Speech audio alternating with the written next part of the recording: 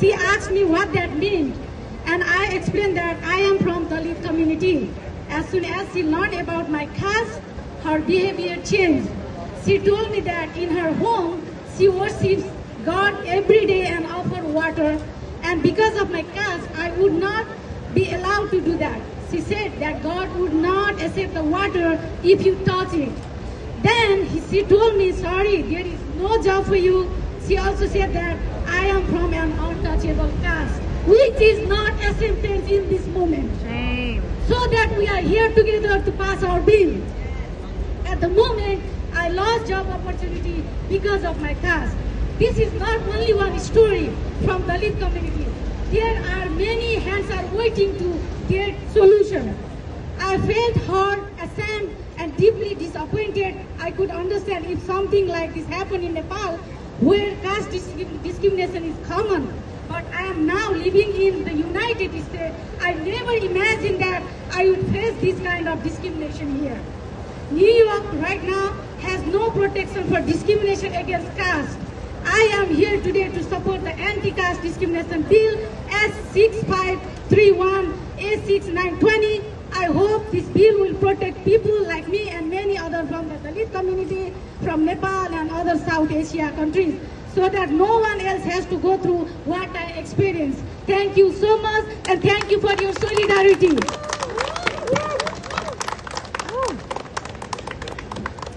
Thank you so much. My name is Anuraag. I'm a Hindu, a person of color, a trans person, and a yoga teacher. I say all of that because every one of these identities has taught me the same lesson. Systems of hierarchy are built to make some people feel that they were born less than others. And every one of those identities has given me a reason to be standing here today, to demand that we pass legislation that ends caste-based discrimination. I grew up in India. I never experienced what Dalits and Bahujans experience, but I witnessed it. In matrimonial columns where caste was listed like a credential, in college classrooms where students dismissed reservations as unfair, as if the floor had ever been leveled. In who has to pick up the trash and who gets to own the building, in who's turned away from a temple and who gets to show their devotion to their deities, in whose surname gets a callback and whose resume gets filed in the trash. Caste decides who eats and who serves, who enters and who waits outside. And then those same people with caste privilege immigrate here, make it to the Ivy League and the corner office, and when you ask them about caste, they say, it's not really a thing anymore. And that's the same thing that white supremacists say about racism. Banning caste discrimination will ensure that fundamental civil rights protections are extended to every member of our community, including many caste-oppressed Hindus. Contrary to bad faith claims that bills banning caste discrimination are Hindu-phobic, research from the Carnegie Endowment for International Peace found that 79% of Hindus support laws to ban caste discrimination in the United States. The most fundamental teaching of Hinduism is that every human being is inherently divine. Caste discrimination is not Hinduism. It is a betrayal of it. The bill does not target our faith, it protects our people. So I urge our elected officials to do the right thing for the people of the greatest city in the world, of this state, by passing the bill and setting an example not only for this country, but for the entirety of South Asia. Thank you. Jai Bhim.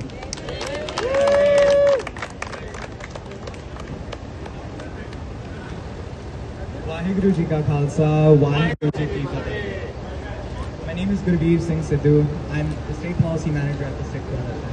And I want to offer a Sikh perspective on why we support Assembly Bill 6920 and Senate Bill 6531. Sikh teachings are clear on the question of caste.